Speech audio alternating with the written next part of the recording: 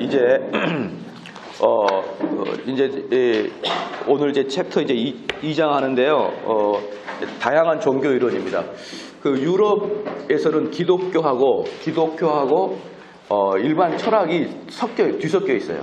그래서 신학자다 그러면 구원론을 이야기하느냐, 이 정도의 차이가 있다 그랬잖아요. 그래서 이 철학자들이 무엇을 이야기하는지 알아야 됩니다. 왜냐하면 그 철학자들이 이야기한 것이 역으로 교회로 들어오거든요. 나중에 역으로 교회로 들어옵니다. 그래서 이제 교회를 완전히 정말 쑥대밭으로 만드는 것이죠. 제 2장 다양한 종교 이론입니다. 기독교와 타 종교라는 주제를 다룰 때 곧바로 따라 나오는 것이 종교를 어떻게 정의할 것이냐, 이런 문제거든요. 이런 이론들 가운데 어떤 것들은 두드러지게 환원주의입니다. 환원주의라는 게 뭐냐면은 우리 인간이 만들어놨다 이 말이에요. 인간의 필요에 의해서 인간이 만들었다. 하나님이 여러분을 창조했나요? 하나님이 인간을 창조했습니까? 이게 전통적 기독교라면 이제 사회주의는 뭐예요? 인간이 하나님을 창조한 거예요. 인간이 하나님을 상정한다. 이걸 환원주의라고 하거든요. 대표적인 사람이 칼 마르크스하고 그다음에 지그문트 프로이드, 이런 사람이 대표적인 사람이죠.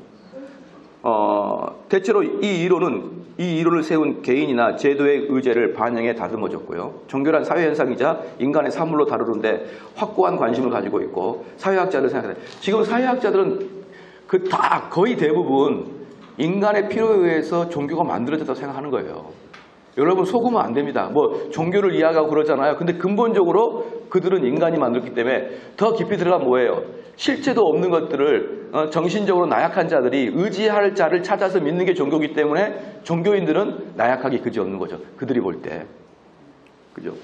막스 밀러는 같은 경우는 종교란 다양한 이름과 모습으로 나타난 무한한 존재를 인식하는 인간의 능력이다. 무엇입니까? 인간의 마음속에는 어떤 신적인 존재에 대한 의식이 있어요. 그 의식을 아프리카에서는 이렇게 표현하고 유럽에서는 이렇게 표현하고 아시아에서는 이렇게 표현한다.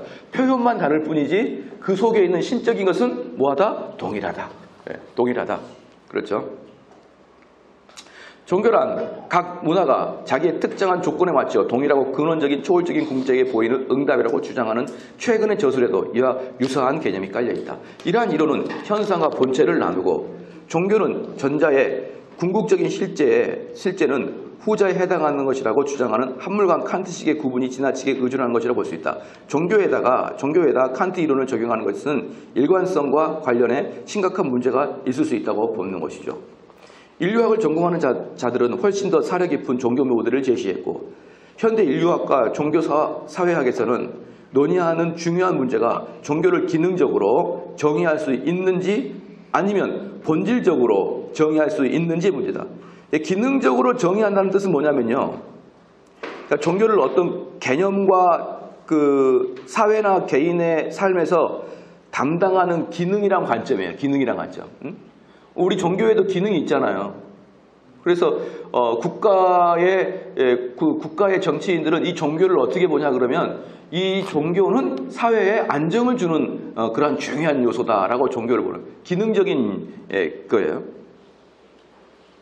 그 다음에 본질적인 것이라는 뜻은 뭐냐면 어떤 신성하거나 영적인 특정 존재들에 관한 믿음에 관련된 것이죠. 신성한 것, 영적인 것에 관한 것이 본질적인 것이라 그러면, 기능적인 것은 이 종교가 있음으로 말미암아 이 사회가 안정되고 편안해질 수 있다라는 기능적인 측면으로 볼 수 있다는 것입니다. 어떻게 이해하든지 종교는 초자연적인 영역에 속한 신적이거나 영적인 존재들과 연계된 믿음과 행동을 다루는 것이라는 데는 대체로 의견이 동일합니다. 아래에서 우리는 세 개의 종교를 설명하는 주요한 이론 몇 가지를 살펴보겠는데요. 첫 번째는 계몽주의죠. 종교는 원초적인 자연 종교가 타락한 것이다. 이 시대에 이르러서는 종교란 근본적으로 원초적인 합리적인 세계관이 타락한 것으로 사제들이 사회 속에서 자신들의 지위를 보존하고 강화하려는 수단으로 꾸며낸 것인 거예요. 내가 먹고 살 것도 없고 그러니까 선교사 하는 거예요. 그죠?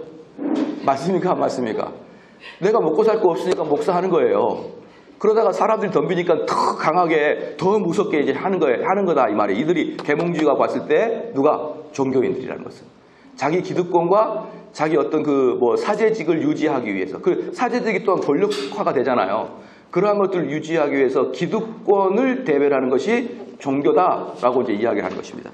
그래서 모든 종교는 궁극적으로 공통된 윤리적 일신론에 기초한다. 원시의 합리적인 종교는 그 초기 해석자들의 손에서 타락했는데 다양한 세계의 종교의 근간을 이루고 있는 것은 그것이 어떤 것이든 궁극적으로 합리적인 특성을 지니며 따라서 인간이 이성을 밝혀내고 묘사하고 분석할 수 있다는 점에 주장한다. 자, 그러니까 바로 방금 제가 읽었던 부분이 이게 바로 계몽주의의 종교 사상의 기본이에요. 종교 사상의 기본은 뭐냐면 다양한 세계의 종교의 근간을 이루는 것은 그것이 어떤 것이든 거냐요. 기독교 이게 아닌 게 특정한 게 아니라 어떤 것이든 궁극적으로 합리적인 특성을 지니며 따라서 인간이 이성으로 밝혀내고 묘사하고 분석할 수 있다고 주장합니다. 그래서 점차 중국, 인도, 페르시아 종교 문헌들을 손에 넣게 되자 이러한 종교에 대한 유럽인의 지식이 깊어지기 시작했습니다. 인간의 종교적 믿음과 실천이 놀라울 정도로 다양함을 보여주는 증거들 앞에서 보편적인 이성의 종교라는 관념은 어려움에 봉착하게 되었고 경험적인 증거와 씨름하기보다는 이성을 옹호하는 데 관심이 더 커졌습니다. 많은 계몽주의 사상가들은 이러한 다양성을 해명하는 종교 이론을 발전시켰습니다. 특히 큰 인기를 끌었던 이론은 세계의 각 종교 지도자나 사제들이 주로 자기의 이익이나 지위를 보존하려는 동기에서 고안해낸 것에 불과하다고 얘기한 것이죠. 이 시대의 미신이라는 개념이 중요한 것으로 등장하는데 흔히 경멸적인 용어로 종교, 미신, 우상 또는 기독교 이렇게 표현됐던 것이에요. 종교인들이란 경솔하게 마음에 빠지기 쉬운 자라는 의미로 여기게 되었고 종교란 이성에 대한 미신의 승리를 뜻하고 있습니다. 이성을 압도하는 미신을 조장한다. 그래서 많은 믿지 않는 사람들 목사를 뭐라 그래요? 아무것도 없는데 말로만 먹고 산다고 이야기하잖아요. 아무것도 없는데 말로만 먹고 산다. 예? 그게 지금 일반 사회가 보는 기독교 특별히 목사에 대한 시각이잖아요. 그래서 목사를 여러분 뭐라 합니까? 먹사야, 먹사. 맨날 먹는 거나 그냥 하고 사실은 아무것도 없고 맨날 말로만 사람들 엇박 주고 또 얻어먹고 막 이런 것을 그들이 정확하게 계몽주의적 종교론으로 우리 기독교를 쳐다보고 있는 것이죠. 그러나 그러한 미신적 믿음과 죄를 제거함으로써 보편적이고 단순한 자연 종교로 돌아갈 수 있는 것입니다. 프랑스 계몽주의 기관의 폴 알리 틸리 돌바흐는 종교란 일종의 병적인 무질서에 불과한 것이라고 말하며 프랑스 혁명은 이러한 무질서를 제거하기 시작한 운동으로 받아들여졌습니다. 하지만 프랑스 혁명은 이 일에서 완전히 실패했으며 그 결과 종교에 대한 계몽주의 이론 전반에 심각한 문제가 제기되었습니다. 이러한 형편에서 루드비히 포이어바흐의 주장한 이론은 그 당시 유럽 종교적 상황에 불만을 품은 사람들에게 새로운 가능성을 열어주고 있습니다. 그러니까 여러분들 어제 제가 보면은 슐라이마우 진짜 나쁜 사람이잖아요. 그잖아요. 그 다음에 리칠도 나쁜 사람이지 않습니까? 그런데 그들이 그런 이론을 만들었기 때문에 자유주의가 나온 게 아니에요. 이미 유럽 사회는 기독교에 대한 불만을 가지고 있단 말이에요. 기독교에 대한 불만을 가지고 있는데 아주 합리적으로 그게 얼마나 기독교가 헛된 것인가를 증명해 주기 때문에 슐라이마우가 인기가 있는 것이지 슐라이마우의 이론에 사람들이 설득돼서 기독교를 탈피한 게 아니에요. 이미 그 사회에는 뭐가 있는 것이죠? 기독교에 대한 안티크리스찬에 대한 사상이 가득 차 있었단 말이죠. 이제 그럴 때 이제 사회학자, 어제까지는 우리가 신학자를 봤는데 이제 사회학자를 좀 보자 이 말이에요. 근데 그때 루트비히 포이어바라는 사람이 이제 또 나오는 것이죠. 그런 종교는 인간의 감정을 객체화하는 것이다. 포이어바는 1804년입니다. 포이어바는 그러면 슐라이마우가 1760년대 사람이에요. 슐라이마는 1760년대 사람인데 그보다 좀 늦은 사람이죠. 포이어바는. 기독교의 본질 초판에서 종교의 초자연적이며 신비들이란 사실 아주 간단한 자연적 진리에 기초한 것이라는 것을 입증했습니다. 하는데 있다고 말했다. 이 책의 중심 개념은 믿기지 않을 정도로 간단합니다. 즉 인간이 자기 신과 종교를 창조했으며 신과 종교는 인간의 갈망과 필요와 두려움을 이상화한 개념들이 구체적인 모습으로 나타난 것입니다. 이제 좀 더 보겠는데 포에바가 신성한 것을 자연적인 것으로 끌어내렸을 뿐이라고 말하는 것은 옳지 않습니다. 그의 저작의 진위는 불변의 중요성은 인간의 의식 안에서 종교적인 개념이 생겨나는 방식을 정교하게 분석하는 데 있는데 인간이 자기의 모양대로 신을 창조했다는 논제는 헤겔이 자기 소외와 자기 대상화 개념을 근거로 삼아 종교의 개념 형성을 철저하고 날카롭게 비판해서 얻은 결론일 뿐입니다. 인간의 의식에 대한 해겔의 분석은 주체와 객체의 형식적 관계가 존재한다는 사실을 전제로 하고 있습니다. 즉 의식이라는 개념은 추상적인 관념으로 분리할 수 없는데 그 까닭은 의식이 필연적으로 객체와 연관되어 있기 때문입니다. 다시 말해 의식한다는 것은 곧 어떤 것을 의식하는 것이기 때문에 대상이 있어야 된다 이 말이죠. 두려움이나 사랑 같은 감정에 대한 인간의 의식은 그것이 객체화로 이루어지며 나아가 그 감정이 외화로 이어진다. 이렇게 해서 신적 수로가 인간적 수로로 변신된다. 무슨 말입니까? 대상이 있어야 된다 이 말. 대상이 있어야 되는데 무엇인가를 만들어 놓지 않으면 대상이 없어 보이니까 안 되기 때문에 대상을 만든다 이 말입니다. 하나님의 의식은 인간이 하나님의 의식은 인간의 자의식이며 하나님에 대한 지식은 인간의 자기의식이다. 우리는 하나님을 통해 인간을 알며 역으로 인간을 통해 하나님을 안다. 얼마나 재밌습니까? 인간을 통해 하나님을 안다는 거예요. 그러니까 무슨 말이죠? 인간의 소원 성취의 대상을 하나님으로 상정한다는 것이에요.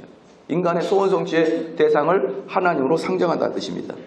이 둘은 하나, 즉 옛 종교에서 객관적이라고 생각했던 것이 나중에는 주관적으로 인식되고 전에는 하나님이라고 보아 경배했던 것이 지금은 인간적으로 인식되고 예전에는 종교였던 것이 나중에 와서는 우상으로 곧 인간의 자기 본질을 경배했던 것으로 인식됩니다.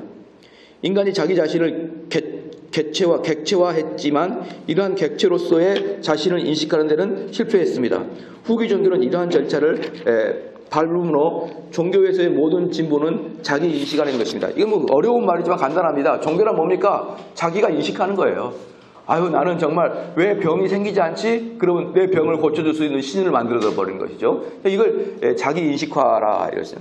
포웨 바흐는 기독교의 본질 전체에 걸쳐 기독교와 종교라는 말을 서로 바꾸어 쓸 수 있는 말로 사용하였으며 따라서 그의 이론이 신이 없는 종교를 설명하는 것이 여러 가지 난점을 가진 사실은 대충 얼버무리고 있음이 분명하다. 그렇긴 하지만 그가 기독교 신학을 인간학으로 바꾼 것은 대단히 큰 의미가 있는 것이죠.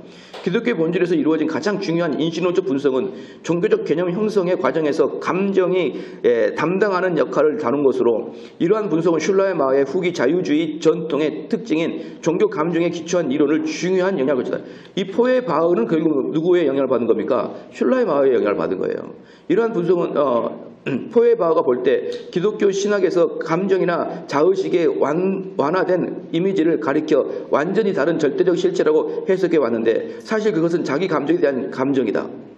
즉 인간의 종교적인 감정이나 경험은 하나님에 대한 인식이라고 해석할 수 있는 것이 아니며 단지 잘못 파악한 자기 인식일 뿐이다. 만일 감정이 종교의 본질적인 수단이나 도구라면 하나님의 본질은 감정의 본질에 표현된 것이 불가하다. 감정에 의해 포착되는 신의 실체는 사실 그 자체로 기뻐하고 만족하는 감정의 실체 이외에 아무것도 아니며 자아도취하고 자기 만족에 빠져 있을 뿐이다. 이제 이게 뭐냐면은 재밌어요. 그 슐러의 마하가 그 뭡니까? 그 여러분 창세기 보면은 하나님 아담에게 하와가 이제 아담이 하와에게 선악과를 먹지 말라 이렇게 얘기하잖아요. 그러니까 이제 그 뭡니까 뱀이 이 하와 이 녀석이 어떤 마음을 먹고 이제 가려고 이렇게 가잖아요. 가가지고 야 너 저기 여기 있는 거 다 먹을 수 있냐? 그러니까 아니 먹을 수 없어 이제 이렇게 이야기하지 않습니까? 그럴 때 그러면은 선악을 알게 하는 열매를 먹으면 안 돼. 그것을 먹으면 어떻게 하겠다? 죽을까 하노라 하잖아요. 하와가 죽을까 하노라 하잖아요. 그런데 2장에는 아담에게 뭐라고 했습니까? 정령 죽으라 했잖아요. 그러니까 정령 죽으리라 이렇게 했거든요. 두 번째 3장에서는 그게 죽을까 하노라로 바뀌었어요. 죽을까로 바뀌니까 마귀가 딱 생각하기에 얘는 뭐다? 얘는 그 뭡니까? 아무 개념이 없구나. 그러니까 하나님 말씀을 철저하게 하나라도 그 왜곡되지 않으려고 하는 노력이 없으면요 개념이 없는 거예요. 마귀가 볼 때는 아예 개념이 없구나. 그러니까 여기서 뭐라고 합니까? 너 안 죽는다? 먹어라 딱 얘기했잖아요. 안 죽는다. 봐보십시오. 정령 죽을까 하노라? 안 죽는다. 어때요? 조금 변하니까 나중에 완전히 바뀌죠. 슐러의 마가 뭐라 합니까? 기독교는 그 장소가 합리성이 있는 게 아니라 우리의 감성 속에 있다라고 이야기한 조금 변하자. 포웨 바흐는 뭐라 그래요? 시작. 기독교는 사실은 인간이 만들어낸 거지 없는 거다 이렇게 만들어요. 예. 어마어마하게. 그러니까 조금 틀린 것을 시대가 지나면 완전히 딱 뒤바꿔놔요. 전혀 반대로. 만약에 슐라이마가 포에바흐처럼 얘기했으면 사람들이 안 따랐을 거예요. 그러니까 슐라이마가 한번 딱 틀고 나자 포에바흐는 그걸 가지고 기독교는 가짜다 그런 다음에 심지어 뭐라고 하지 아십니까? 마르크스는 기독교 믿는 놈들을 쓸어버렸는데 이렇게 얘기해요. 나중에. 이게 얼마나 무서운 현상입니까 이게. 여러분들이 그래서 정말 하나님을 경외한다는 뜻이 뭐냐면요. 하나님을 경외한다는 뜻이 뭐냐 그러면 하나님 말씀을 정말 토시 하나 틀리지 않도록 여러분들이 이해를 하도록 노력하는 것. 여러분의 아이디어를 첨가하지 않는 것. 이게 하나님을 경외하는 거예요. 이것을 이렇게 전해야지. 그렇게 하지 마시란 말이에요. 누차 말씀드리지만 우리들의 아이디어는 뭐라고 했습니까? 쓰레기와 같아요. 그래서 거기다가 뭔가를 첨가하거나 빼기 시작하면요. 두 세대만 지나면 거꾸로 딱 뒤집어서 딱 갖고 올 거예요. 딱 갖고 와서 이거죠. 예. 그래서 이제 이 그러니까 슐라이마흐에게 영향을 받은 사회학자 포에바흐의 영향을 받은 사람이 칼 마르크스예요. 이제 칼 마르크스는 기독교를 어떻게 평가하고 있는지 한번 봐봅시다. 사회 경제적 소외의 산물인 종교입니다. 헤겔 좌파의 정치사상가인 칼 마르크스는 1844년에 쓴 경제학 철학 수고에서 포에바흐에서 온 것에 분명한 개념들을 기초로 종교 이론을 폈다. 칼 마르크스는 정치가가 아니에요. 철학가지. 예, 많은 분들은 그를 정치가로 생각하는데 칼 마르크스는 학자이고 철학자입니다. 종교는 독립적인 실체가 없다. 종교는 물질적인 반영이며 인간의 사회학적인 필요와 희망에서 생겨난 것이다. 종교의 세계는 현실 세계의 반영일 뿐이다. 그러니까 똑같아요. 포에바흐하고. 마르크스는 종교는 인간이 보기에 자기 주위를 돌고 있는 것처럼 보이는 상상의 태양일 뿐이다. 자기 자신이 이러한 회전의 중심이라는 사실을 깨닫기 전까지는 결코 사라지지 않는다고 주장했다. 달리 말해 하나님은 단지 인간의 관심사의 투사일 뿐이다. 인간은 천국이라는 공상의 실제 속에서 초자연적인 존재를 찾는데 거기에서 인간 자신의 반영 외에는 아무것도 발견하지 못한다. 이렇게 얘기했습니다. 하지만 근데 이게 여러분 봐보십시오. 한번 봐볼까요? 여러분들 한번 대답을 해보십시오. 방금 읽었던 인간은 천국이라는 공상의 실제 속에서 초인간적인 존재를 찾는데 거기에는 인간 자신의 반영 외에는 아무것도 발견하지 못한다. 이게 지금 무슨 말이냐면 내 소원을 성취해달라는 거예요. 그러니까 종교를 가만히 보면은 그 사람의 소원을 반영하는 신 외에 없다 이거예요. 근데 우리가 보편적으로 말하는 기독교의 그들의 기도를 따다가 봐보세요. 그럼 기도를 따다 보면 어떻게 된 거예요? 자기 자신이 소원하고 있는 것을 아뢰는 것 외에는 없잖아요. 기도가. 맞지 않나요? 자기들 소원을 기도하잖아요.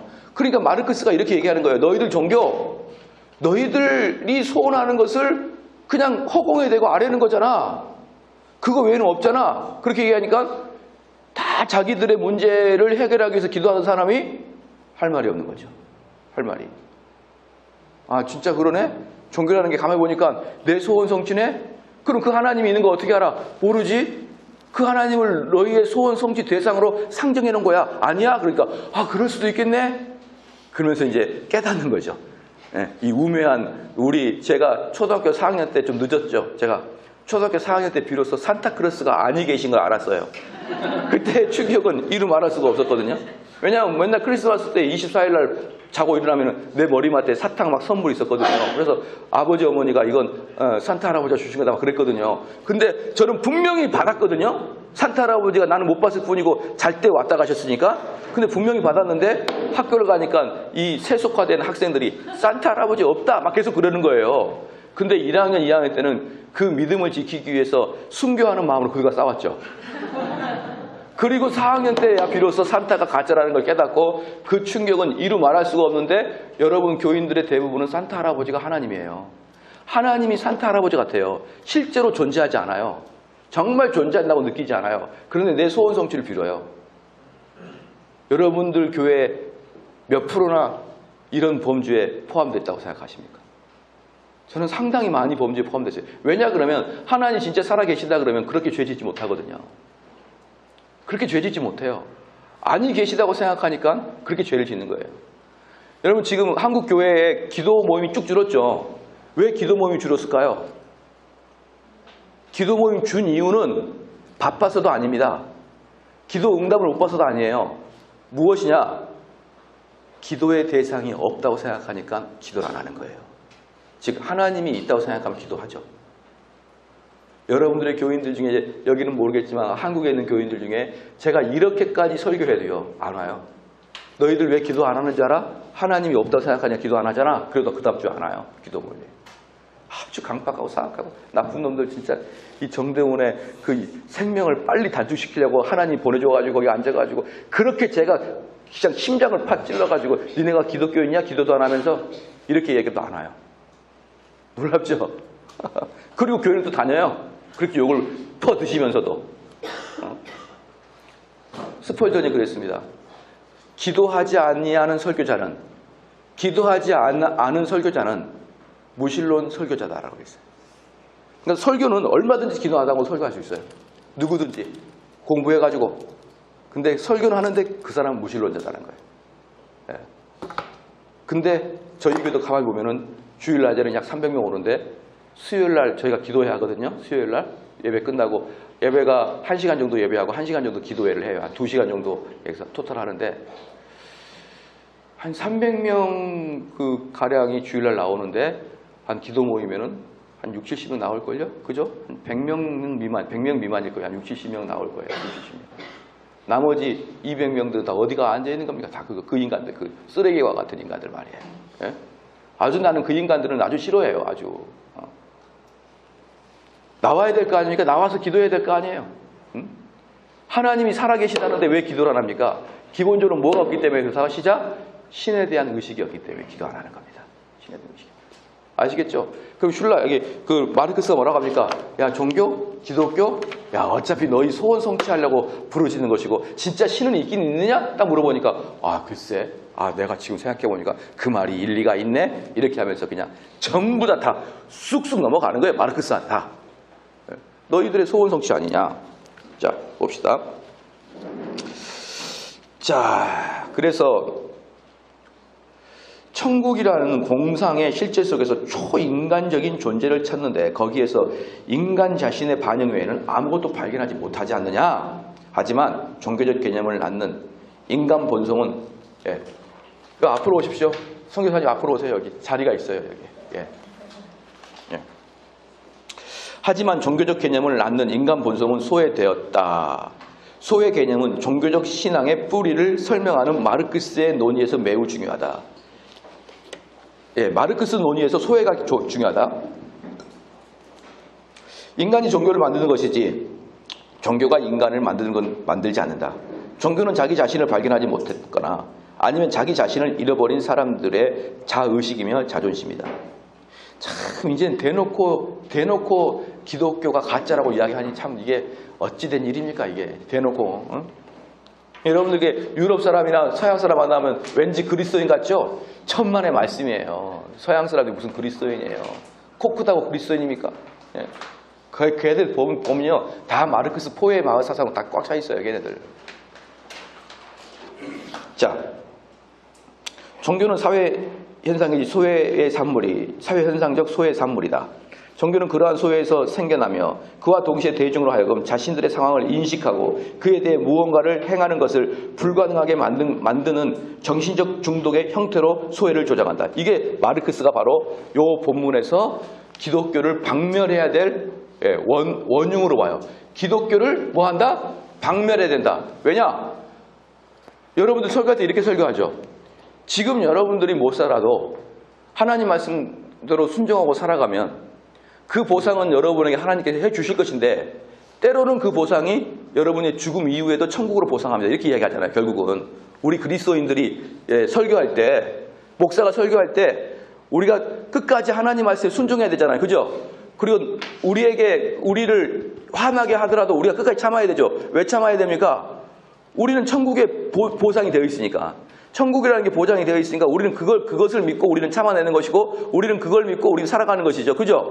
근데 마르크스가 보기에는 그 개념이 없다면 마르크스가 보기에 그 개념이 없다면 어떻게 되는 거예요? 이 세상을 충분히 개혁하고 나가야 되잖아요. 우리 사후세계를 정해놓지 않으면 우리가 이 땅에 잘못된 것에 대해서 개혁을 해 나가야 되잖아요. 그런데 이 인간들이 교회만 갔다 오면 어떻게 되는 거예요? 교회만 갔다 오면은 이 세상에 이 세상에 그 더러운 것들을 개혁하려고 하기보다는 그냥 마음에 평강과 안전을 입고 오는 거예요. 마음에 기쁨을 얻고. 그러니까 이 기독교 목사들이 마르크스가 보기에는 너무나 목사들이 악한 사람이에요. 자, 여기가 지금 이 사회가 여기가 지금 우리들의 사회인데 여기에 독재가 있는 거거든요. 지금 이분이 독재를 해요. 독재를. 그런데 교회 갔더니 모든 권세자에게 순종하라는 거예요. 근데 설교를 딱 듣고 오는 사람들이 권세자에게 순종해야겠다. 그런데 마르크스는 어떤 느낌이에요? 아니 그 독재자를 무너뜨려야지. 민주화를 실천해야지.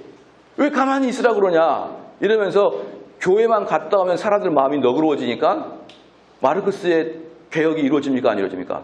안 이루어지니까 마르크스, 즉 사회주의 사상은 시작 자체가 기독교 박멸이에요. 시작 자체가. 나는 기독교를 나는 민족적 뛰고 이 땅에 태어났다. 나는 기독교 박멸을 원한다. 이게 마르크스의 첫 번째입니다, 여러분. 그래서 여러분 사회주의자, 공산주의가 오면은 첫 번째로 몰아내는 애들이 목사예요, 목사. 왜? 성경에는 무엇이 있기 때문에. 시작. 윗사람에게 공경하고 윗사람에게 순복하라. 이게 마르크스를 열받게 합니다. 열받게. 뭘 순복해? 쟤네들이 뭐 하는데? 다 지네들이 부정부패 저지르고 나쁜 짓 다 하고 독재하는데 뭘 순복해? 다 뒤집어서 새하늘과 새 땅을 만들어야지. 이게 마르크스예요. 알겠죠? 자, 그래서 이게 정신적인 중독이다. 종교는 사람들이 자신들이 경제적 소외를 묵묵히 참아내게 하는 것이 위안거리예요. 여러분들이 만약에 가난하죠? 가난해도 하나님은 가난한 자와 함께 하신다. 막 이러면서 또 위안을 줘요. 가난한 자를 찾으신다. 두 랩돈 드리는 여인을 더 좋아하셨다. 이러면서 가난한 사람들에게 부자가 되지 못하도록 교회가 막아버리는 거예요. 마르크스 입장에서는. 자, 만일 그런 소외가 없다면 종교도 필요 없을 것이고 노동 분업과 사유재산의 존재가 사회 경제적 질서 속에 소외를 이끌죠. 잘 보십시오. 그러니까 여러분들은 교회에서 마르크스가 보기에 이들은 교회에 왜 나옵니까? 시작. 경제적으로 어려운데 교회 나오면 뭘 할 수 있는 것이죠? 위안을 얻을 수 있다고 마르크스가 이야기하잖아요. 그들은 사회적으로 경제적으로 어려운 상황인데 그럼에도 불구하고 교회 나가면은 괜찮다라고 위안을 얻기 때문에 그래서 여러분 잘 보면요. 교회에서 위안을 주려고 하는 경향이 강하기 때문에 마르크스의 이 말이 꽉 먹게 들어가는 거예요. 여러분들이 이 마르크스 이야기를 듣고 좀 돌아봐야 됩니다. 돌아봐야 되는 거예요. 포에바나 마르크스가 뭐라고 합니까? 종교는 내 소원의 투사예요. 투사고 투영이고 그런 상정을 해놓고 나의 소원 성취해서 기도하는 것이고 그리고 나는 교회 가서 일주일 내내 고통과 고민 속에서 이 세상에서 열심히 살다가 얼마나 힘들어요. 교회 가면 마음의 위안을 얻고 평정을 얻고 그게 교회냐면 이 말이에요. 그게 마르크스가 보는 교회예요. 근데 놀랍게도 그렇게 이야기하니까 유럽 사람들이 맞아 교회가 그래 이렇게 할 정도로 교회가 이렇게 하고 있었습니다. 근데 여러분은 교회를 어떻게 운영하고 계십니까? 제가 어떤 분이 저한테 그랬어요. 정 목사님 하도 막 주일날 오면 죄니 죽이니 지옥이니 똑바로 살아라. 성경 공부도 안 하는 놈이 무슨 교인이냐. 기도도 안 하고 무슨 교인이냐. 맨날 그러고 주일날이면은 오후 예배도 드리지 않는 놈이 무슨 교인이냐. 막 드륵드륵 막 갈고 되거든요. 제가 아까도 말씀 주일날 오전 예배 때 한 300명 좀 안 나오는데 오후 예배 때 그렇게 갈고대니까 한 150명 나와요. 상당히 많이 나오는 편이거든요. 한 2분의 1 정도 나오고 하약 300명 나온 사람들 중에 저희 교인이라고 생각하시는 분, 제가 교인이라고 열심히 좀 하고 성경 공부도 하는 사람들은 거의 90% 이상이 오후 예배 나와요. 나머지는 허당한 무리예요. 그냥 주일날 왔다가 빼꼼 얼굴 빼고 가고 진짜 우리 교인 같은 사람들은 거의 주일날 오후 예배까지 다 합니다. 저희 교회는. 그래서 제가 봤을 때는 우리 교회 주일날 11시 예배 때 오신 분들이 약 300명 좀 안 오시지만 실질적으로 제가 보는 우리 교인들은 약 150명이에요. 제가 생각하는 우리 교회는 약 150명. 주일 오후 예배, 수요 예배까지 참석하는 사람들을 저는 교인이라고 보거든요. 나머지는 인사도 잘 안 해요, 제가. 왜? 너네 교인한테 뭐하러 인사를 해요, 제가. 고개 그렇지 않아도 거북목으로 뻣뻣한데. 예? 뭐하러 인사해요? 시간 아깝고 에너지 아깝게. 그런데 어떤 분이 계셨냐면은 저한테 정 목사님, 우리 일주일간 얼마나 힘든 줄 아십니까? 정말 목숨 걸고 이 세상에서 경쟁하고 삽니다. 그럼 교회 나와서 위로받아야 되지 않겠습니까? 그래서 내가 그랬죠. 속으로 웃기는 소리 하고 앉아있네. 속으로.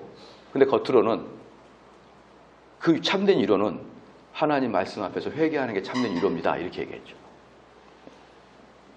그러니까 뭐라고 할까요?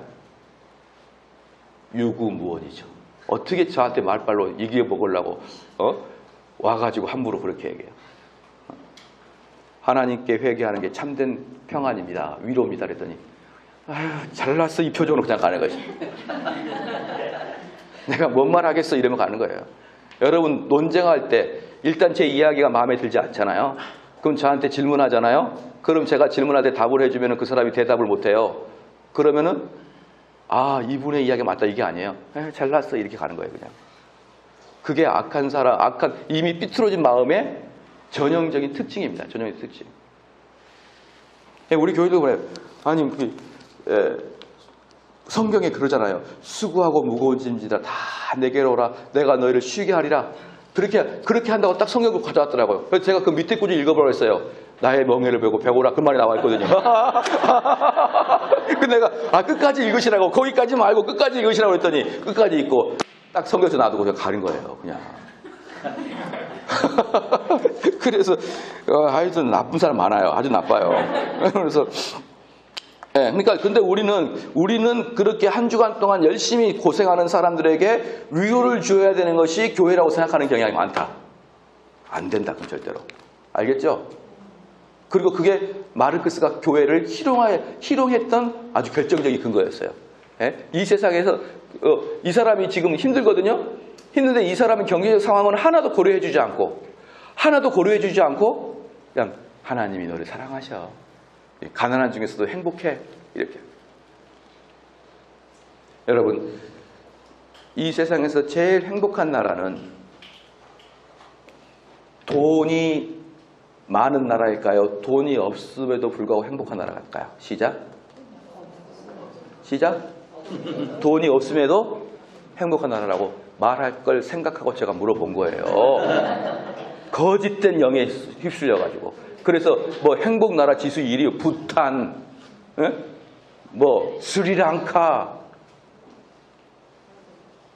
선교사님은 자녀가 몇 명이시죠? 2명. 나이가 어떻게 돼요? 21살. 학교는 다 마쳤나요, 그럼? 아직 학생인가요? 대학생. 학교 어디 다니죠? 숭실대학교. 숭실대학교. 왜 부탄에 안 보내요? 아들을? 거기 행복하다며. 아니 다들 뭐 부탄이 행복하대. 근데 유학을 보낸 사람 못 봤어요. 희한해요. 참 나는 물어보고 싶어가지고 그러는 거예요. 내가 몰라서. 그래서 제가 행복지수 1, 2, 3등, 10등까지 찾아보니까 전부 다 북유럽이야. 스웨덴, 핀란드, 덴마크. 기본 조건 첫 번째 기독교 국가. 두 번째 뭔지 알아요? 두 번째가 1인당 국민소득이 5만 불에서 3만 불, 4만 불, 5만 불 이상이에요. 그래야 행복합니다. 아시겠죠? 여러분 돈이 여러분을 행복하게 해주는 거예요. 왜 거짓으로 속아가지고 돈이 없어도 행복하다고 생각해요? 부탄 가시라고요. 그러면 나는 우리 아들 미국 보내려니까 돈 많고 불행한 미국 보내려니까 여러분 돈 없고 행복한 부탄이나 스리랑카 보내서 애들 유학시키라고요. 거기다가 꼭 자기 애들은 머리 빡빡 깎은 도울 김영욱이 알죠? 도울 김영욱이가 미국은 끝났어. 이제 떠오르는 건 중국이야. 중국은 맹자도 계시고 중국이라는 나라가 대단해. 미국은 망했고 중국은 또 그러는데 지 딸은 미국 살아요. 참나, 내가 돌 그 사람 참 머리를 그냥 쥐두드리다가 내가 미국은 끝났고 뭐 그래놓고 자기 딸은 미국에서 지금 몇 년째 살고 있는지 몰라요. 이 뭐 하는 인간들인가 모르겠어요. 그 의식이 돌만 그러고 아니 있는 게 아니라 여러분 머릿속에서 가난하지만 행복한 나라가 있다라고 생각하잖아요. 근데 10위 중에 부탄이 딱 하나 들어가요. 근데 그걸 어떻게 해석한 줄 아십니까? 부탄이 10위 중에 부탄이라는 나라가 들어간 이유를 뭐라고 평가한 줄 알아요? 돼지들의 행복이라 평가해요. 무슨 말인지 알겠죠? 그냥 다른 데다 비교할 수 없으니까 우리는 좋아 이 개념이라고 평가한다고요. 그리고 실질적으로 부탄을 빼면은 핀란드, 스웨덴, 스위스, 캐나다, 호주 전부 다 4만 불, 5만 불. 그리고 청결한 나라들 이런 나라가 행복지수 1위부터 10위까지 들어가요. 부탄만 예외적으로 하나 뚝 들어가 있는데 그 부탄 아마 얘네들이 다들 속된 말로 바보기 때문에 자기들이 행복하다 이렇게 표현한다고 사회학자들이 써요. 뭐 돈이 없지만 돈과 행복은 비례하지 않는다고 있지 각각이다. 거짓말하고. 그게 바로 이 마르크스 같은 사람들이 다 속이는 것들입니다. 그게. 그래서 제가 이제 여기서 이제 중요한 게 뭐냐면 그러면 문제는 뭐냐? 자, 보십시오. 방금 제가 읽었던 맨 마지막 줄이에요. 만일 그런 소외가 없다면. 자, 그런 소외가 없다. 소외를 받았다. 그러니까 내가 소외를 받았다라는 거거든요. 그럼 그 소외는 어디서부터 나옵니까? 마르크스가 생각하기에 그 소외는 어디서부터 나와요? 시작. 아니, 그 앞에, 경제적 소득이잖아요. 그러니까 마르크스가 보기에 소외는 어디서부터 나오냐? 경제적 불균등부터 나온단 말이에요. 근데 이 경제적 불균등을 참아내게 할 수 있게 하는 것이 누구라고요? 기독교라는 거예요. 그렇죠? 그러니까 여러분들 가만히 보니까 전체가 어제도 제가 가만히 보니까 이 캄보디아는 대다수는 못 살지만 또 한 10%는 잘 산다면서요. 응? 그러면은 이 못 사는 사람들이 이거 뭐 불평을 가지면서 뒤집어 버리자. 그럼 뒤집어질 수 있을걸요? 그럼 이 기득권층은 어떻게 해야 이 사회가 유지될까요? 너희들 극락가면 돼. 그렇게 이야기하고 걔네들의 분노를 어떻게 해요? 풀어주면서 모든 경제적 소득은 자기가 가져버리는 거예요. 일부 독점자들이 자기가 가져요. 그러면 그 사람들은 힘드니까 먹을 게 없으니까 종교의 귀의를 합니다. 종교의 귀의를 해요. 그럼 마르크스 가만히 보니까 얘네들이 종교의 귀의를 한 이유를 보니까 고통 때문이야. 근데 그 고통의 근본이 뭐, 가만히 보니까 경제야. 그래서 경제, 사회주의, 기독교 이것은 하나로 봐야 됩니다. 이거는 같이 봐야 돼요. 그래서 경제적인 자본주의 있잖아요. 자본주의는 그냥 사회과학이 아니라 기독교의 사회과학이 들어간 거예요. 우리가 이 세상에서 돈에 대한 이야기는 세속적인 이야기가 아니라 그게 신앙적인 이야기라고요. 무슨 말인지 아시겠죠? 그래서 여러분들이 이 돈에 대해서 가벼이 여겨서 돈은 얼마나 하나님이 주시는 귀한 것인데 그 귀한 것이 불구하고 돈을 가벼이 여겨서 와 나는 돈 받고 이런 거 하는 거 아니야 막 이렇게 하는 경향이 있다 이 말이에요. 여러분 그것은 정말 큰 문제입니다. 정말 큰 문제예요. 돈이 별거 아니다 라고 생각하는 것은 도교적 사고지 기독교 사고가 아니에요. 제가 우리 교회한테 이야기했는데 아는 그 목사님이 제가 얘기했는데 필라델피아에서 그 목회를 하셨어요. 필라델피아에서 목회를 하셨는데 작년에 오셨던 김재성 교수라고 아시죠? 김재성 교수라고 오셨었어요. 여기 한번. 근데 그분이 얘기해 준 건데 그분이 필라델피아에서 목회를 하실 때 자기 교회 자매가 뉴욕에서 유대인하고 결혼하게 된 거예요. 유대인하고. 뉴욕에서. 그러니까 이제 유대인 그 랍비가 전화가 온 거예요. 김 목사님, 당신의 교인 자매가 결혼하게 되는데 당신이 기도를 좀 해주십시오. 주례는 이제 자기가 하는 것이고, 남자가 유대인이니까. 그러면서 전화로 기도비를 얼마를 받기로 원합니까? 이렇게 물어본 거예요. 어때? 벌써 기분이 묘하죠? 아니면 그런 걸 말을 해야 되나요? 근데 걔네들은 딱 책정돼 있답니다. 책정. A급 그분이 그래서 당신은 얼마 받습니까? 물어본 거예요. 당신은 주례에서 얼마 받습니까? 그랬더니 A급, B급, C급이 있어요. 랍비에. 랍비를 불러서 주례를 하거든요. A급, B급, C급인데 자기는 B급이야. B급을 부를 때는 얼마를 받느냐? 6,000불을 받는데요. 6,000불. 숨 쉬세요. 숨 쉬어. 헛거려. 그래서 이 목사님은 너무 겸손한 나머지 나는 당신의 10분의 1만 받겠습니다. 그래서 600불 받았다고 그러더라고요. 그게 유대인들에게는 랍비를 배나 존경하는 마음으로 그렇게 책정합니다. 그래서 랍비를 아무렇게나 부르지 못해요. 그게 그들에는 존중함이에요. 우리의 존중함은 뭘로 표현됩니까? 돈으로 표현되는 거예요. 동의합니까? 안 하십니까? 아무 말도 안 하는 이유가 뭐예요? 오늘 3일째인데도 왜 대답을 안 하세요? 나는 그 사람을 진짜 존경한다. 돈으로 표현해야 돼요. 돈으로. 그게 존경하는 표현의 유일한 방법입니다. 되셨죠? 왜 대답들이 없을까? 뭔가 뭐 그렇게 부탄 가고 싶어요? 지금? 부탄을 가고 싶으면 가듯이. 그래서 6,000불을 하는데 A급은 10,000불이랍니다. 주례 한 번 할 때 10,000불. 그래서 그들은 함부로 부르지 못하는데요. 왜 그러냐면 우리 교인들은 잘 알아요. 여러분들이 만약에 우리 아이가 사고로 죽었어요. 세월호에 죽었단 말이에요. 그럴 때 돈 달라 그랬습니다. 세월호 유가족들이 국가를 대상으로 돈 달라 그랬어요. 그러니까 사람들이 뭐라고 했냐면 야 시체 놓고 장사하려고 그러냐? 이렇게 한 거예요. 응? 자, 그들이 자기 사랑하는 자가 죽었을 때 돈 1인당 1억을 주겠다. 안 받아 1억은. 10억 줘. 이렇게 하는 이유는 뭘까요? 내 아들은 죽은 것은 죽은 것이고 그렇죠. 죽은 것은 죽은 것이고 이참에 한몫 잡기 위해서 그런가요? 아니죠. 그렇죠. 그만큼 가치를 우리 아들의 목숨이 얼마나 중요한 것을 이야기해달라는 거예요. 10억짜리는.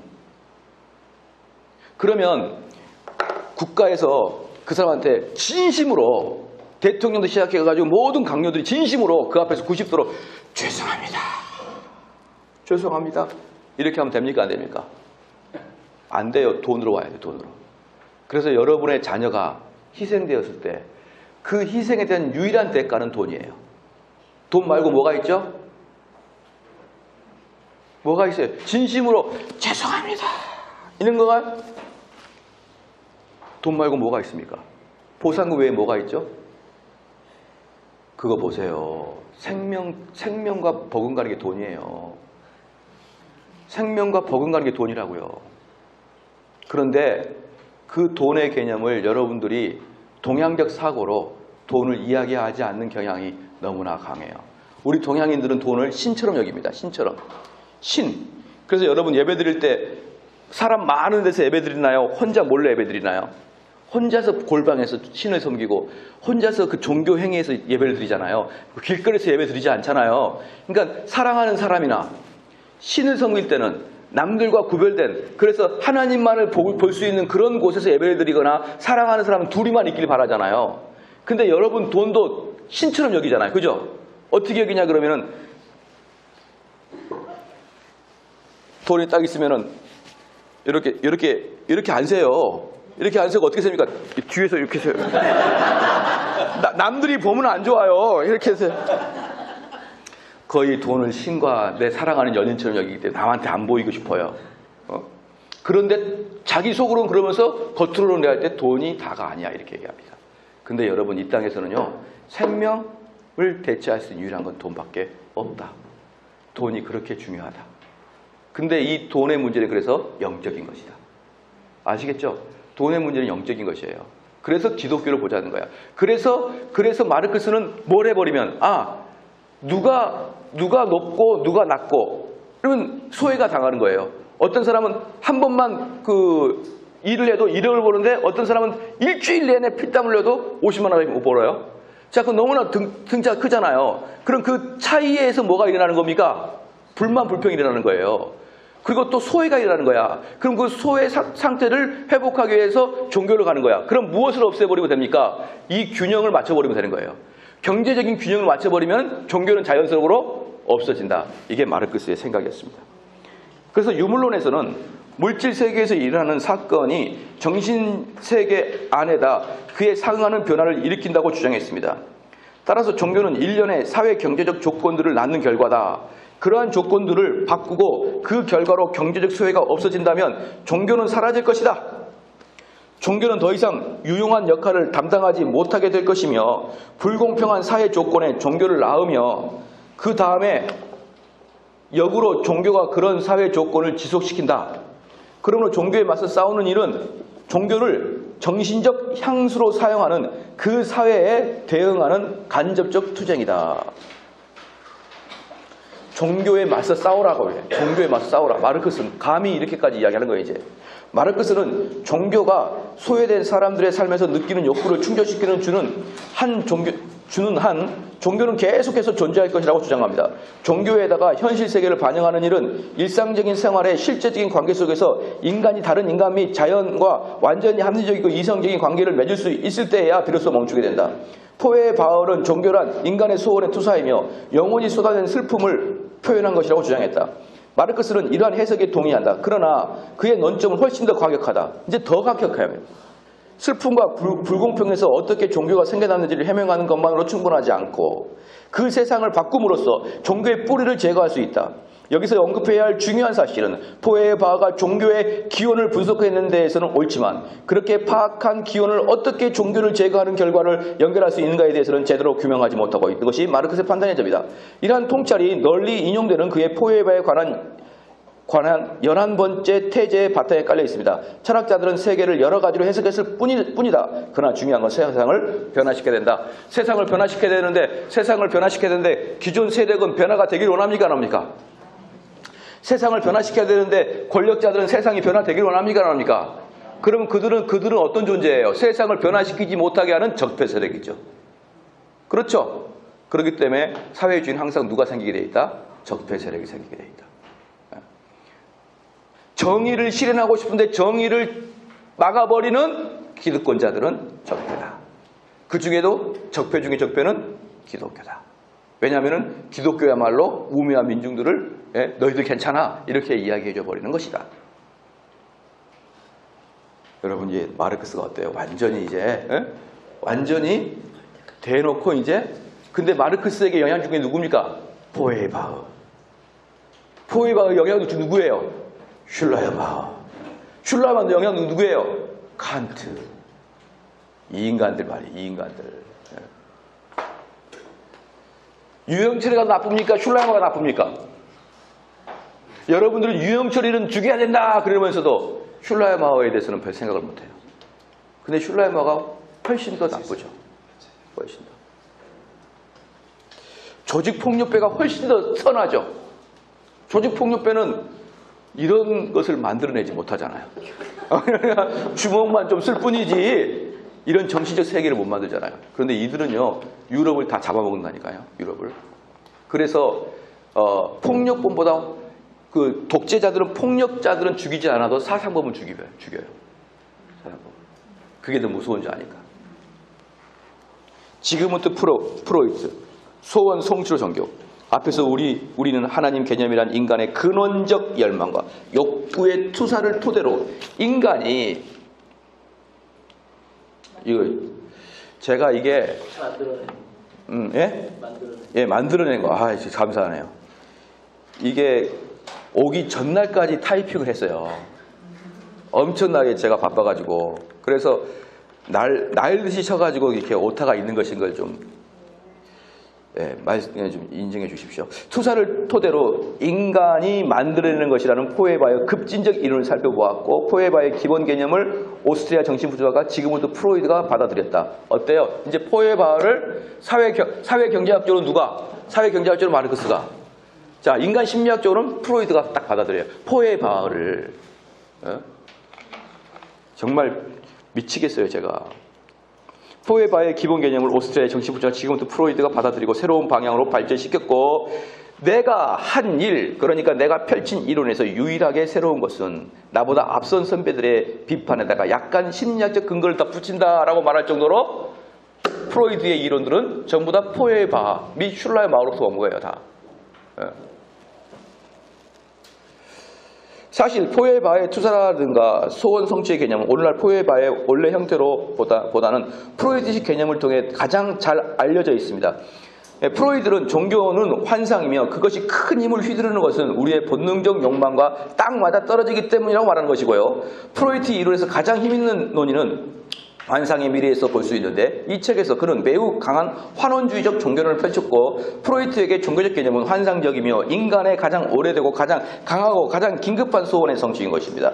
여기서 포에바의 분명한 유사성을 확인할 수 있는데 하지만 프로이드는 새롭게 등장한 정신분석학의 통찰을 기초로 해서 철저하고 독창적으로 종교를 해명하는 방향으로 나갔으며 포에바의 종교 비판을 새로운 차원으로 올려놓았습니다.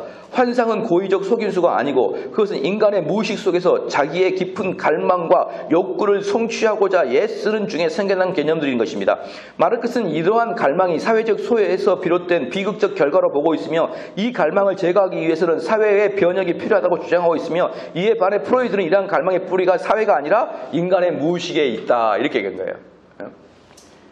종교의 기원을 다룬 프로이드 이론에서 첫째로 중요한 것은 토템과 터부라는 책에서 볼 수 있습니다.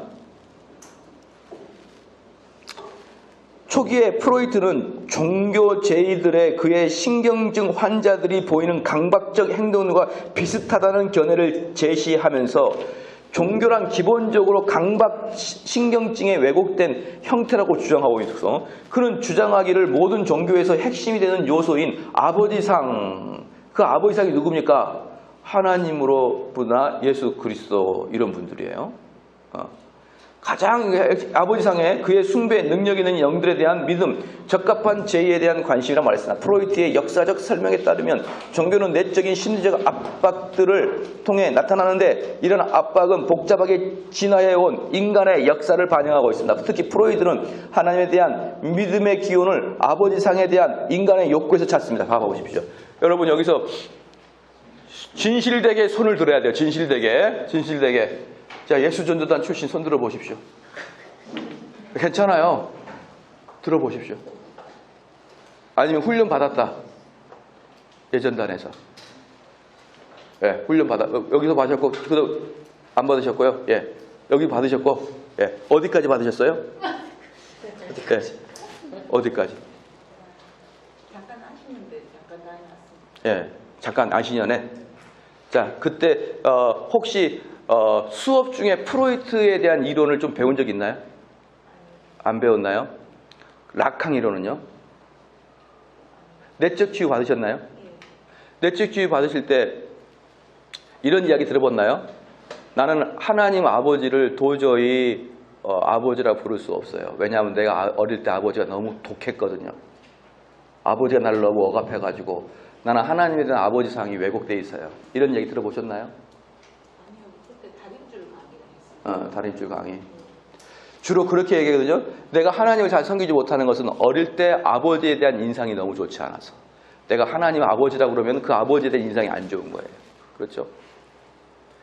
그래서 결국 뭐냐, 내 속에 강박증이 들어가 있는 거예요. 그 권위자에 대한 강박증, 아버지에 대한 그 싫음, 이러한 것들이 있기 때문에 내가 하나님을 제대로 보지 못한다는 거예요. 이게 예수전도단 내적 치유의 강의할 때 나오거든요. 그래서 이것을 풀어야 하나님과의 관계가 올바라진다는 거예요. 전부 다 프로이드 이론에서 나옵니다. 전부 다. 놀랍죠? 근데 그 프로이드는 뭐라고 그래요? 기독교를 박살내려고 마음먹고 만들었는데 그게 예수 전도단의 내적 치유에 들어와 있어요. 모든 내적 치유하는 분들이 그런 얘기를 하는 걸로 알고 있는데. 예, 그렇죠. 또 하나 보겠습니다. 또 하나. 왜 정대훈이라는 인간이 이렇게 성격이 안 좋냐? 응? 예를 드는 거예요. 너무 좋아하지는 마시고. 왜 성격이 안 좋냐? 나중에 알고 보니까 어릴 때 아버지에게 많이 학대를 당한 거예요. 그렇죠? 그래서 아마 여러분도 다 선교사님이니까 내적 치유는 경험해 봤을 거예요. 내적 치유 정도 경험해 봐야 한국교회에서 열심히 했던 성도들이죠. 그렇잖아요. 한국교회 열심히 했던 분들 중에 내적 치유 안 했던 교회 있나요? 1990년대 광풍을 일으켰는데 우리 교회가 좀 된다. 그런 교회 다 내적 치유 했었어요. 근데 저는 내적 치유 한 분한테 정말 진실을 말하고 싶어요. 외적 치유 좀 해달라. 외적 치유. 정말 아픈데 좀 치유 좀 해달라. 이런데 내면 좀 말고. 그런데 정말 내가 아프거든요. 근데 알고 보니까 과거에 내가 아버지에게 학대를 당한 거예요. 그러면 이제 그때부터 영적인 타임머신을 타고 과거로 갑니다. 띠띠띠띠띠띠 과거로 가요. 자, 맞아요, 안 맞아요? 내적 치유 때 이거 나옵니까, 안 나옵니까? 과거로 가죠. 그 과거가 7살 때로 가요. 아버지, 나 왜 그렇게 하셨나요? 아버지를 용서할게요. 막 그것도 그래요. 또 알아서들 또 쇼를 해요. 내면의 상처를 치유하기 위해서 내면의 상처를 받았을 때 7살 때, 6살 때로 타임머신 타고 다시 과거로 가서 그 사건과 대면하여서 그 사건을 해결해야 된다는 개념이 성경 어디 나오나요? 네?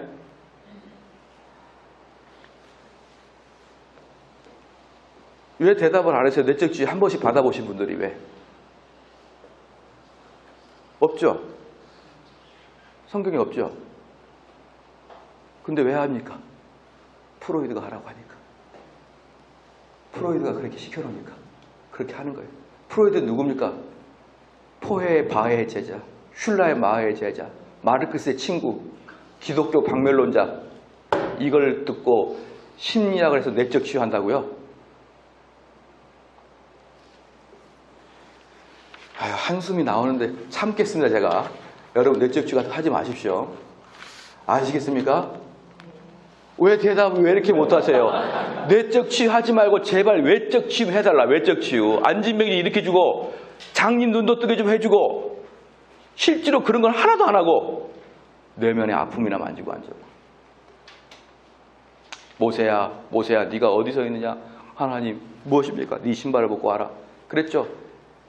모세한테 내적 치유 사역 들어갑니까? 안 들어갑니까? 안 들어가죠? 근데 모세는 여러분보다 더 심했어요. 왜? 어릴 때 죽음을 경험했거든요. 어릴 때 부모로부터 버림을 받은 경험했거든요. 자, 이런 정도면요. 내적 치유에서는 완전히 치유하려고 달려들걸요? 모세야, 네가 왜 반석을 2번이나 세게 친 줄 아냐?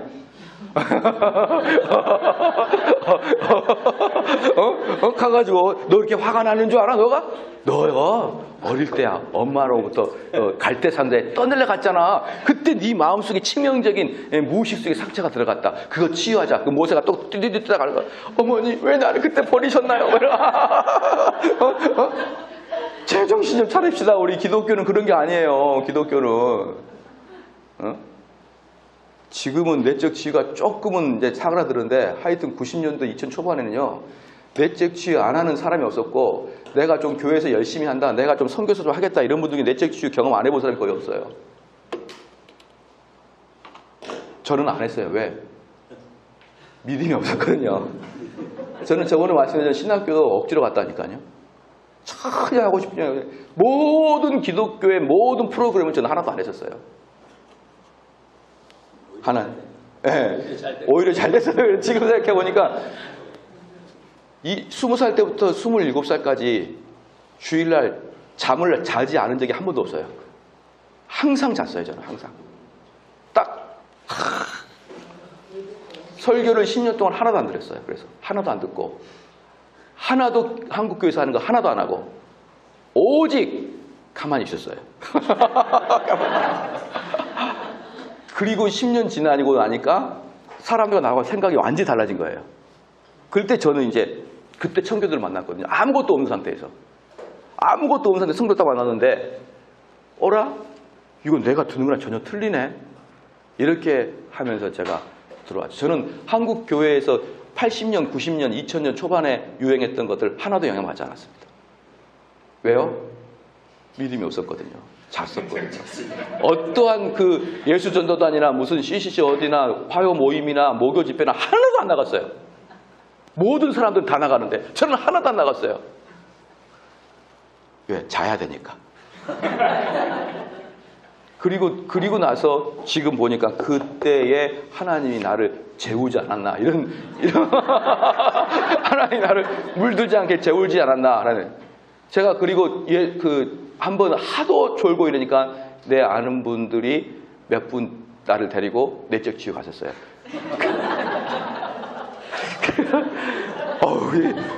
갔어요. 이제 가가지고 뭐 이런 게 있나. 너무나 좋은 거예요. 말도 내면 아이 뭐 이런 것들도 있고요. 네.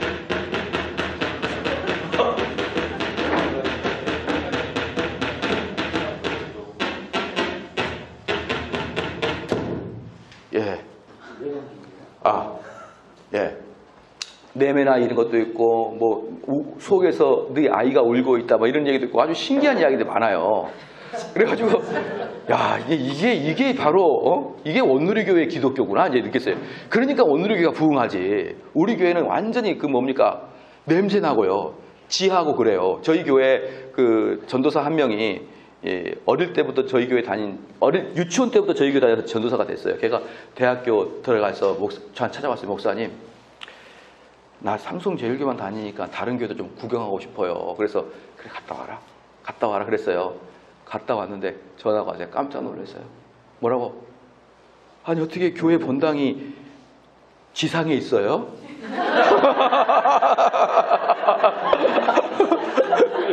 일평생을 지하에서만 들이던 애가 아니 다른 교회 가보니까 본당이 지상에 있네? 그걸 나한테 연락을 했던 게 우리 교회예요. 그 자매가 지금 전도사 잘하고 있어요. 예? 그래서 야 원래 지상이야 원래. 내가 이제 그랬어요. 원래 지상인데 예의치 못하게 우리가 그래 이제 그렇게 얘기했는데, 작고 쥐 나오고 여름 되면요 무릎팍까지 물 들어와요 교회가. 정말 말을 할 수 없이 척박하고 강팍한 그 땅에서 무슨 은혜가 있겠습니까? 그냥 그렇게 살다가 세련된 원누리교를 간 거예요. 제가 거기서 하고 있는 내적 치유를 간 거예요. 그랬더니 거기에 있는 자매들이요 생긴 것들이 우리 교회 자매들하고 급이 달라요. 우리 교회 자매들은 예수 그리스도의 은혜가 아니면 보기 힘든 자매들이에요. 주님이란 매개체가 있기 때문에 자매님 그러지 이야기 안 하고 싶은 분들이에요.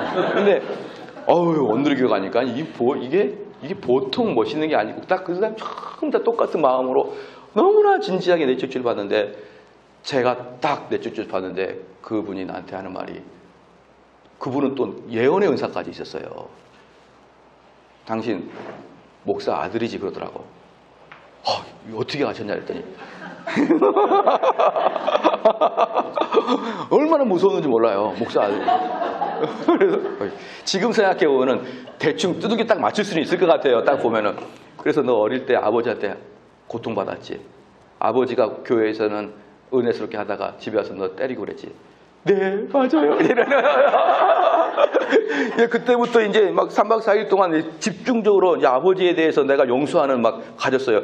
야, 너희 아버지가 아무리 아버지가 너를 그랬지만 결국은 아버지도 몰랐단다. 응? 아버지도 그 아버지도 자기가 그 아버지한테 상처를 받은 거야. 그리고 그 아버지도 너를 그렇게 하는 게 좋은 거라는 것을 알았을 거야. 그러니까 너가 아버지를 용서해라. 그래서 네, 아버지를 용서할게요. 그래서 이제 집에 왔어요.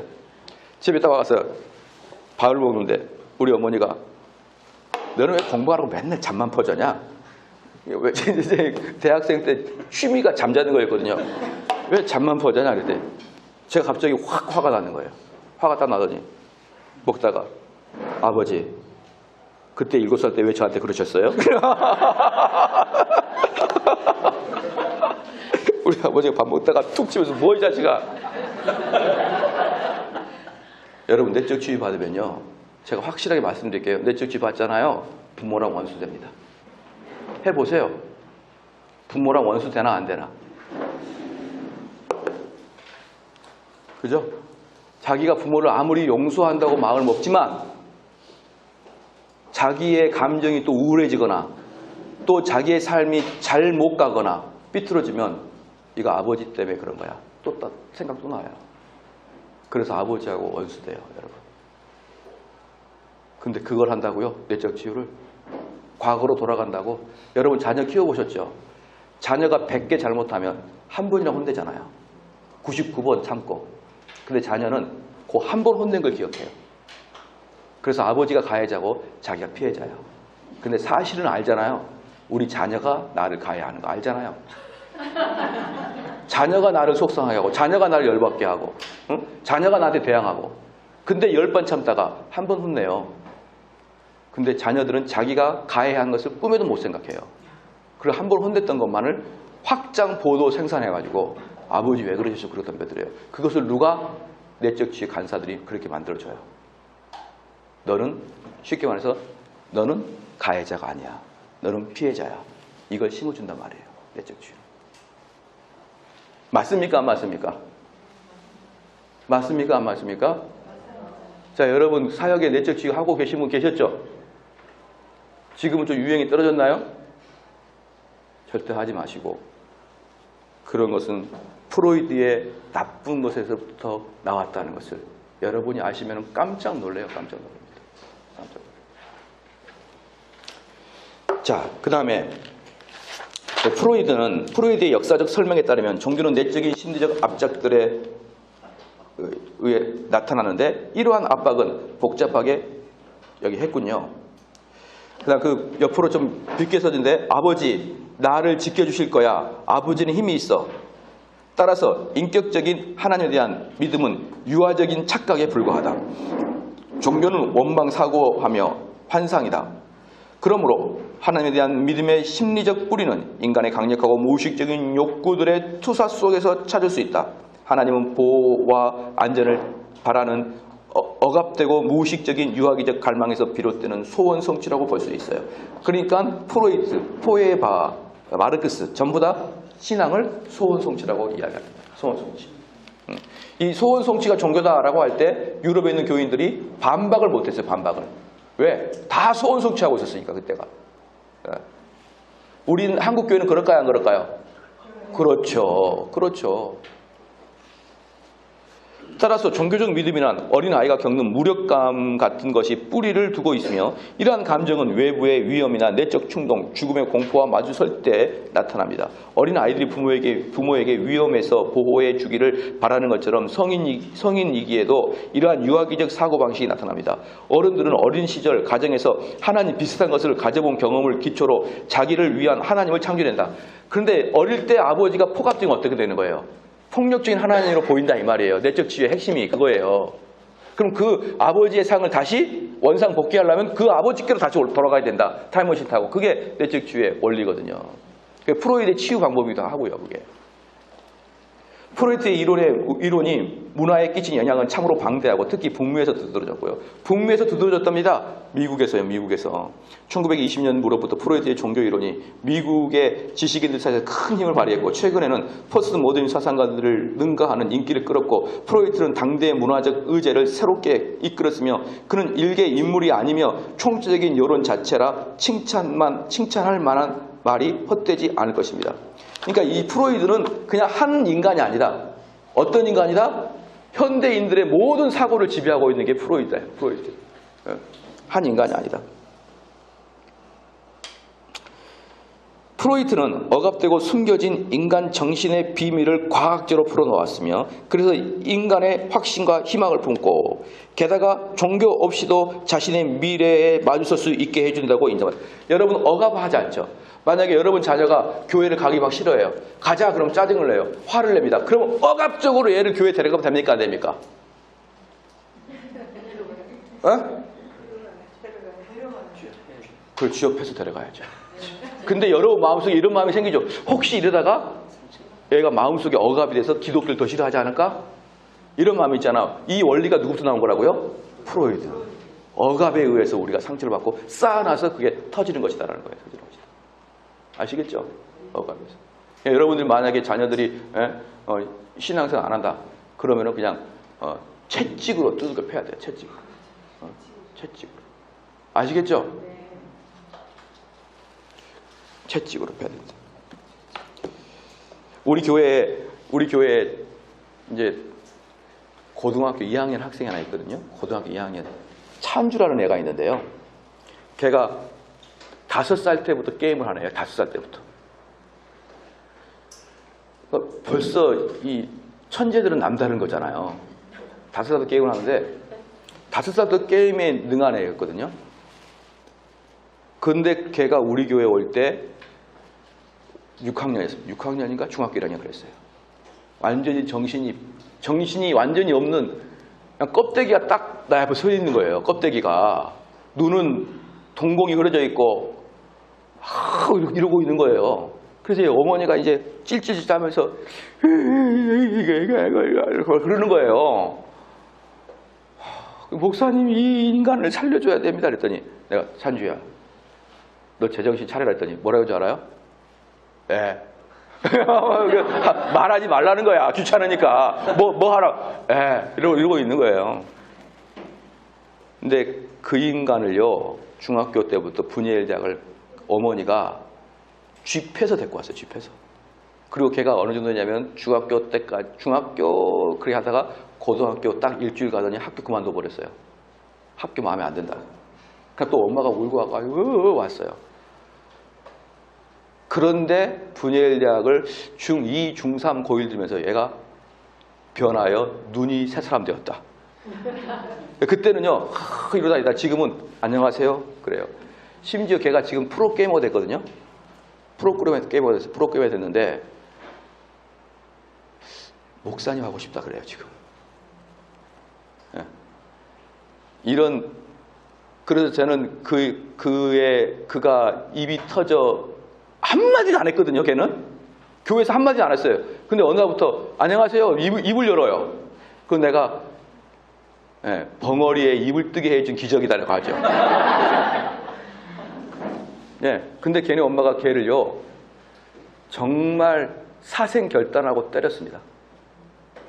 예. 안 오려고 하는 거. 근데 많은 사람이 뭐라고 했냐면, 그러다가 찬주 더 돌아서면 어떡하려고 그래요. 응? 그렇게 하지 마세요. 그러니까 이 어머니는 마음속으로 뭐래요? 이거 내 아들이에요. 거의 죽여놨어요, 거의. 다른 건 내가 다 참겠는데 주일날하고 분일 빠진 건 내가 못 참겠다. 지금은 사람 됐다니까요. 봐보세요. 가서 얼마나 이쁜지, 얼마나 인사 잘하는지. 여러분 요즘에 한국 청소년들이 안녕하세요 이런 애가 어디 있어요. 게임에 중독된 애가. 근데 걔가 단 몇 년 만에 분이엘의 사람을 변화시켰다. 아시죠? 여러분 이제 분이엘 얼마나 좋은지 아직 모르시는구나. 다 변화시킵니다. 얘들 데리고 오세요. 얘들 데리고 오면은 듣기만 하면 돼요. 듣기만 하면 변화되게 되어 있습니다. 예. 그래서 믿음은 들으면서 나는 확실해요. 그렇기 때문에 여러분들의 사랑하는 사람이 만약에 그 신앙적인 것을 등한시할 때는 정말 사생결단하고 그 말씀 자리에 앉혀놔야 됩니다. 그거 외에는 방법이 없어요. 근데 우리는 얘가 억압받으면 어떡할까? 이런 두려움 때문에 어느 정도 하다가 멈춰버려요. 근데 그게 바로 프로이드예요. 근데 우리 구약에는 어땠습니까? 아이를 항상 가리키고 심지어 체달을 해서 가리키라 그랬어요. 체달을 해서. 때려서라도 가리켜라. 근데 프로이드는 그러면 안 된다. 그러면 안 된다. 심지어 이렇게 하더라고요. 얘들은 꽃으로도 때리면 안 된다. 얘들은 꽃으로도 때리면 안 된다. 그러니까 채찍으로 때려야죠. 꽃은 망가니까 채찍, 회초리를 때려야 돼요. 회초리를. 얘들한테는. 그래서 얘들을 배우게 하고 말씀을 들어가게 하고 그러면 그 아이가 나중에는 어때요? 부모님께 감사하죠. 그러니까 감사해요. 예. 좀 보겠습니다. 마지막 좀 보고 쉬겠습니다. 예, 프로이트는 억압되고 숨겨진 인간 정신의 비밀을 과학적으로 풀어놓았으며 그래서 인간의 확신과 희망을 품고 게다가 종교 없이도 자신의 미래와 맞을 수 있게 해준 사람으로 인정받고 지금은 종교의 기원에 대한 프로이트의 이론이 대체적으로 비과학적인 사변으로 여겨지고 있지만 그의 영향력은 여전히 힘을 발휘하며 있으며 종교의 본질과 기원을 논하는 자리에 심심치 않게 프로이트 이론이 자리 잡고 있습니다.